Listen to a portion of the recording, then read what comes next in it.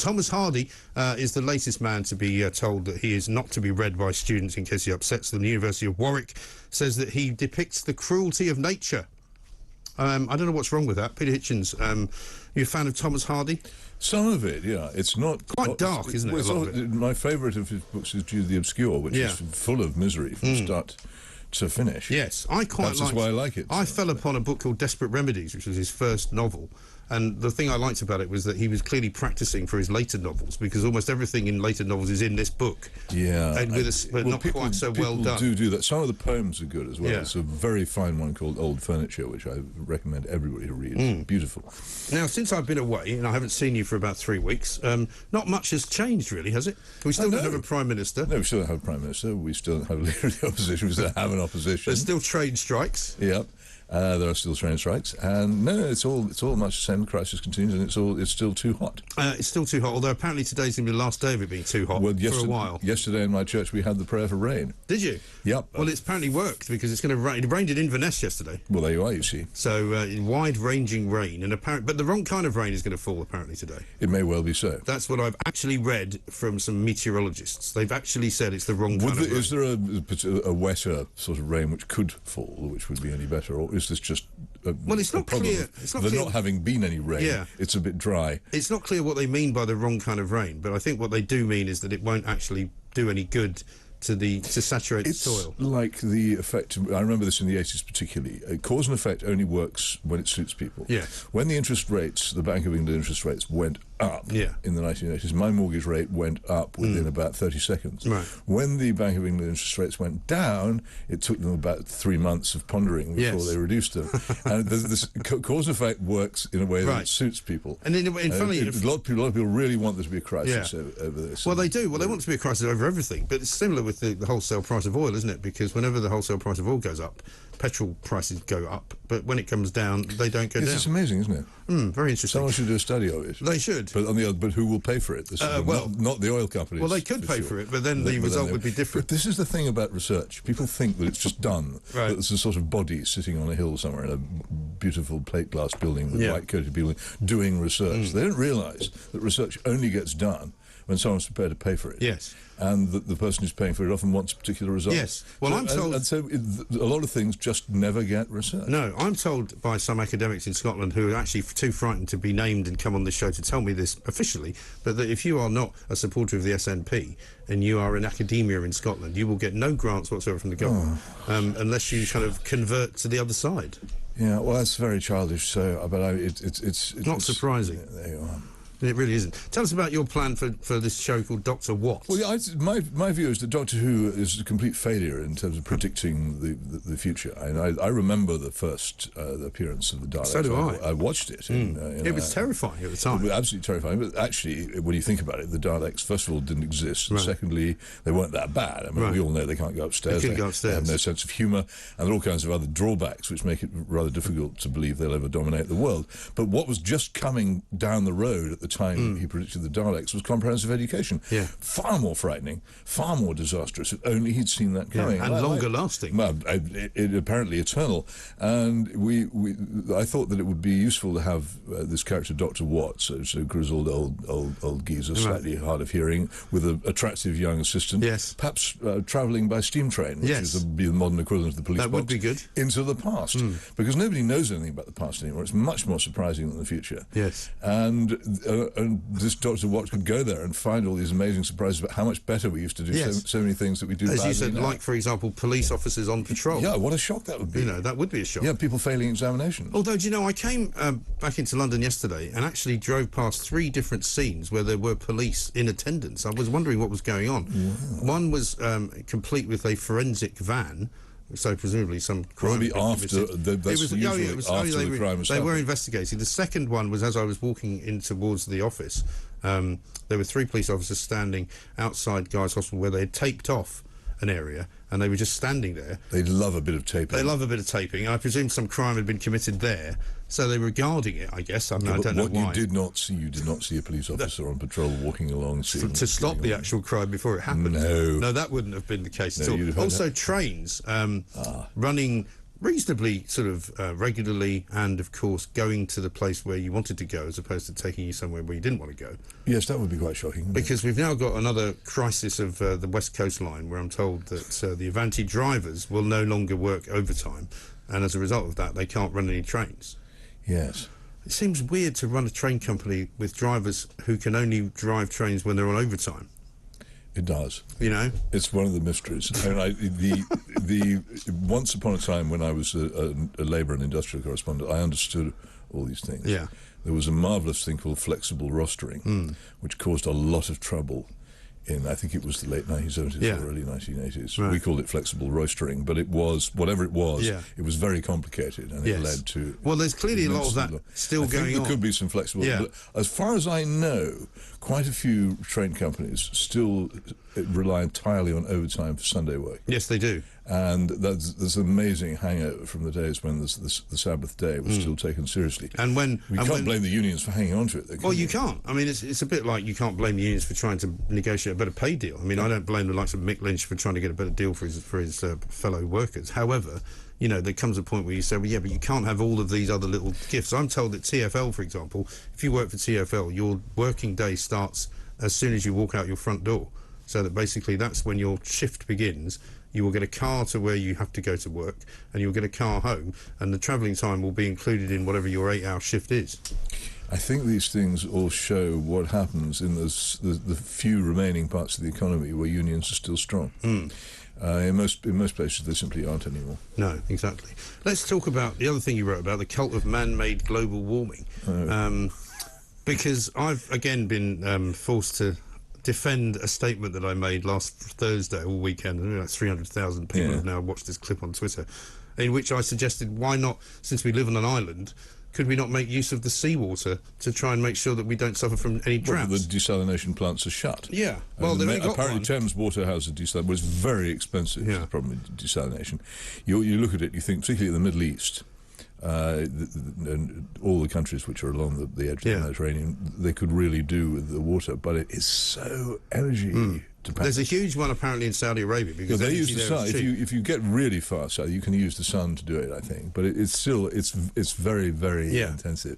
It's a very attractive solution, but it doesn't quite seem to. I don't know whether it's that much drier most of the time, and there is obviously a drought across Europe this year, and a lot of the European rivers are low, although they're not apparently, I've been having correspondence with people like this, they're not apparently any lower than I think you wrote about, did you not, a report from, was it Germany, where they said it was at its lowest point, and then it turned out it wasn't. That's right. I mean, the paper said that the Rhine reached a new low, and then later on, the story was written by two people which could explain this. One of them said it was a new low, and then somebody else pitched in at the bottom saying, actually, no, it's not as low as it was in 2018.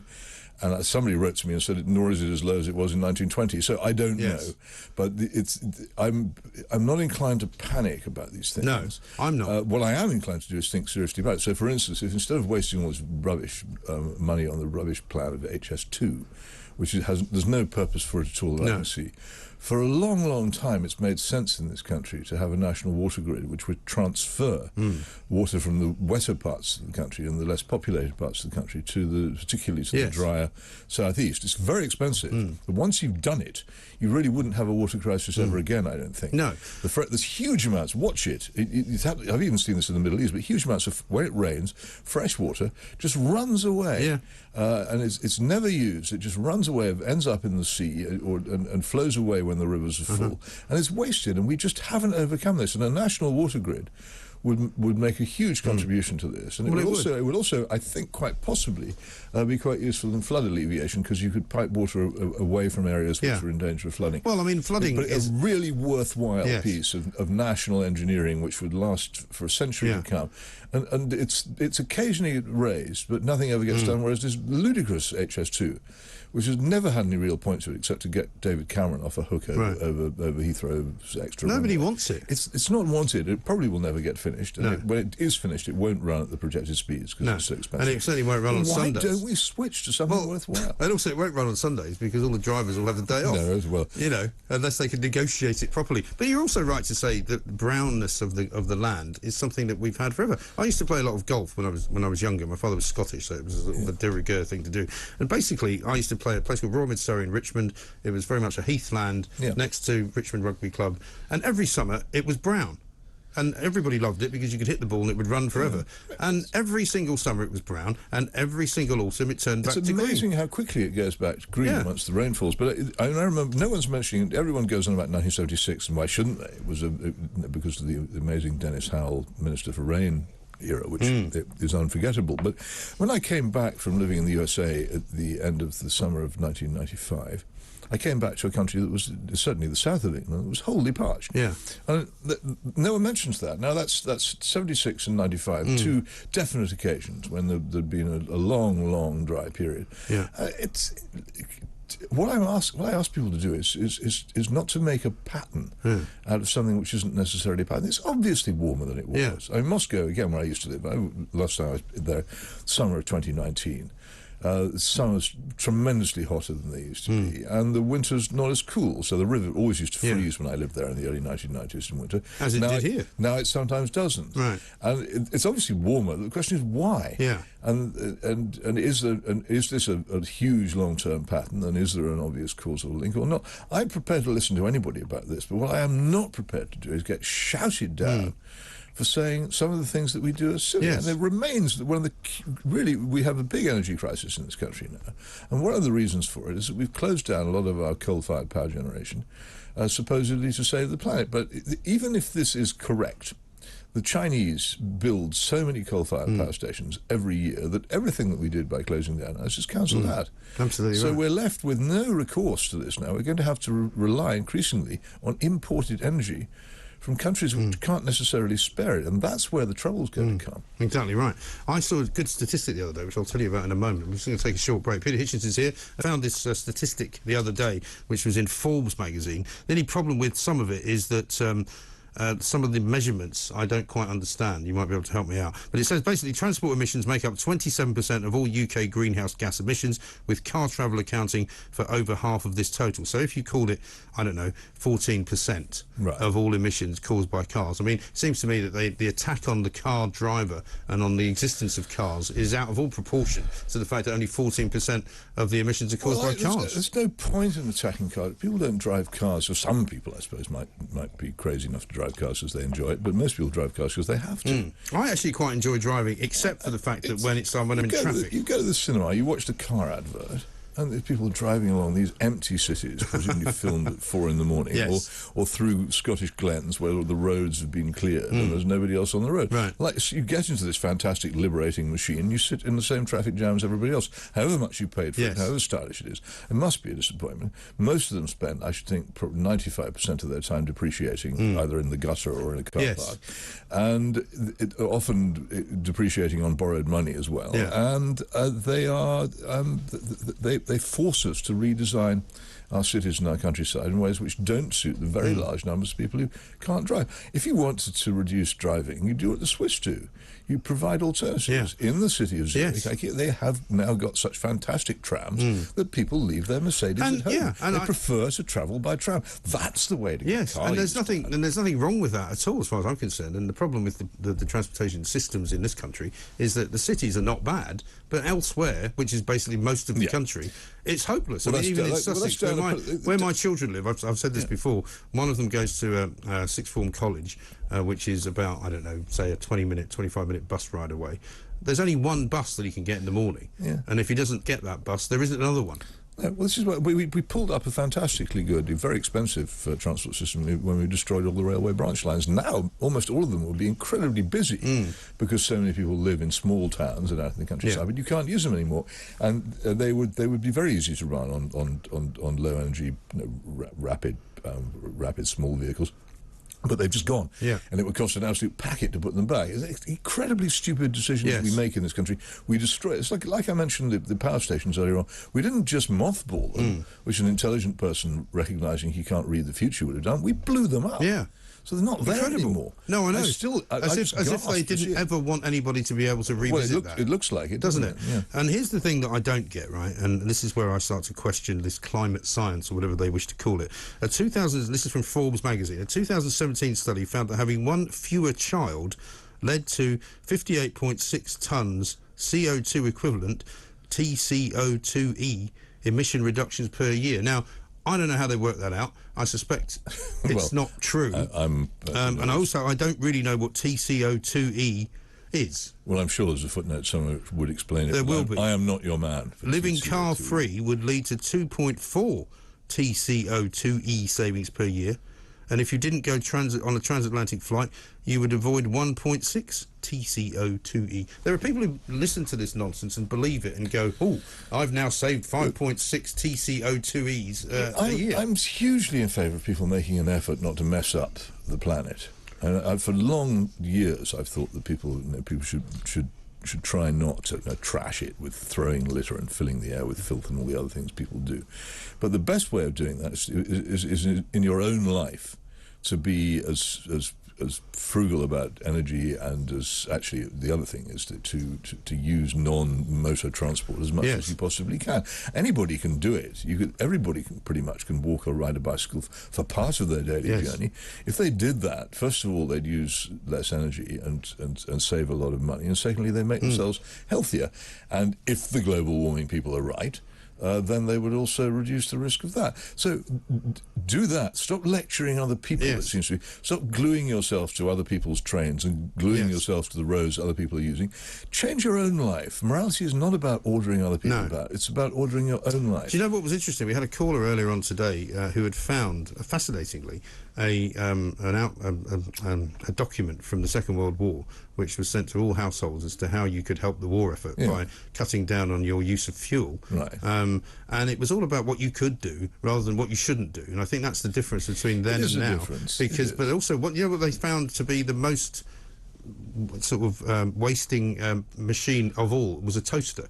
So if you don't use your toaster for a year, didn't even know they had toasters in the Second World War. We could have enough energy to make 2,000 bullets. I don't think I encountered my first toaster until about 1960. We used to put bread under the grill. We used to put bread under the grill, but I guess, or indeed sometimes toasted in front of a fire on a fork. Well, there was that. Yeah, we used to bake potatoes in our bonfire. Yeah, all these things as well. On the other thing that I should tell you is that one of the fires that was caused last week, I thought of you, was by an electric bicycle, which somebody had parked inside their flat in East London. And it exploded. And it had exploded. Yeah, they spontaneously combusted. Yep. And they had to jump out the window. Yep. This is why these things are not allowed on the tube. Yeah. They won't let them on. That's electric scooters, one of the many reasons. Electric scooters do the same thing. Scooters, well, yes. Yeah. Let's talk about... what can one do? I've tried to warn the world, and now the world is just going to have to get used to these mad devices. It's interesting, actually. I know you retweeted, I think you retweeted it, the interview that we did back in 2020, when you were talking about how this was going to cost the economy so much money. Yes, I mean, it was incredibly accurate. Yeah. It was, wasn't it? And me too, thick old, stupid old right-wing me, and I was right. Just fancy that. I know, just fancy that. Talk to us about your piece about Ukraine this week. Well, there's quite, on this energy business, there's a very good piece in Daily Mail this morning by Dominic Lawson about nuclear power and the hysteria and superstition about it, and how people hugely overestimate the dangers of it. But there is this nuclear power station in Zaporizhia, what I call Zaporizhia, because I'm old, in Ukraine, and the Russians captured it during their horrible invasion in, I think, February, almost immediately, and they have camped out in it, and they are fairly disgracefully using it as a place in which to bombard the Ukrainians nearby. Well, now I keep reading in the papers and hearing on the BBC that everyone's terribly worried about how the Zaporizhia nuclear power plant is being shelled. Right. But it's always being shelled. Right. Nobody says who's shelling it. No. And I thought, okay, I'll just see if anybody has ever suggested this might have been done by the sainted, lovely, perfect, faultless Ukrainians. Yes. I Googled Ukrainians shell Zaporizhia nuclear power plant. Nothing came up. But quite a lot of stories about how the Russians are somehow being blamed for shelling themselves. Yeah. Now, come on. We really do need to grow up a bit about this. But I keep saying this is not Gandalf versus the orcs. There are faults on both sides. Also, and you can't... But is this not more the media, though, than anything else? treated as children. Yes. Instead of being allowed to say, look, this is a war in which people do bad things on both sides. It's one side is sainted, the other side is totally villainous. Well, Ukrainian forces... We actually now have the Russians shelling themselves in a nuclear power station. I mean, particularly monstrous. The Ukrainian forces are actually killing Russians. There's nothing wrong with saying that. That's what they do, and why? It's a perfectly reasonable thing to do under the circumstances. I'm not going to get worked up about that. But there was also this Amnesty International report saying that Ukrainian troops have been sheltering in civilian buildings. Yeah. Some of the sort which are generally thought as places you shouldn't target, and therefore you shouldn't shelter in them. Well, I'm absolutely sure that all troops do this all the time, but it was the report came out. It was quite damaging to the Ukrainian army. And what's happened is that Amnesty International, which a few years ago was the most heroic organisation in the history of mankind, is now being targeted by huge hosepipes full of slime. I don't know where they get the slime in this dry weather, but they've got enough slime to absolutely pour it over Amnesty International for daring to suggest that Ukrainians might just conceivably have done something wrong. But this is the thing. The President Zelensky, a man for whom I have a lot of time, has been running this campaign to ban Russians from travelling anywhere in Europe. This seems to me to be xenophobic. And anybody else do it. There are lots of Russians who don't support the war. You can't just target everybody who holds a Russian passport and declare them guilty, and yet he doesn't get criticised for this. No, of course he doesn't get criticised for anything. Because Ukrainians can't do anything wrong. Well, they can, actually. Yes. Well, there you said. It's been said now, so now it's the only place you can say it. Peter Hitchens, thank you very much indeed.